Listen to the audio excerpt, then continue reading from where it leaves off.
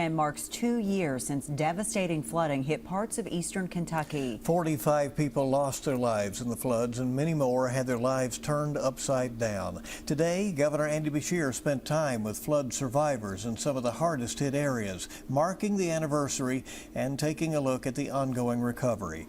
WKYT's Jeremy Toms has more from Breathitt County. Our top story at 11. Governor Andy Beshear and his staff joined a packed Jackson City Hall to reflect on a difficult past. Remembering those that lost their lives, remembering those that lost everything they had. Concluding their visit to eastern Kentucky by honoring the 9 Breathitt Countyans lost in the devastating 2022 floods. Gary Combs and Tony Calhoun. Governor Beshear spoke just blocks away from a North Fork of the Kentucky River, which was so unforgiving in July of 2022. In fact, 2 years ago, everything beyond this bridge behind me was underwater. Yet today, he came with a message of hope, mixed with the details of their progress, so as to prove that there is a way forward for these communities. FEMA individual assistance has now gone to 8,775 eastern Kentuckians. Now that the river is no longer flooded, communities have dried out and picked themselves up.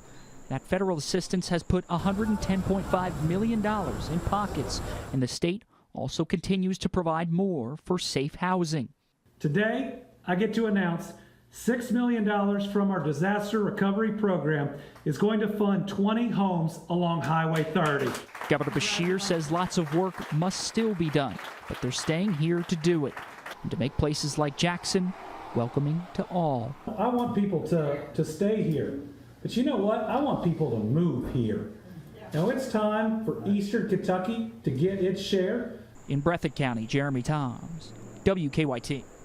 The governor also noted the Team Eastern Kentucky Flood Relief Fund raised more than $13 million.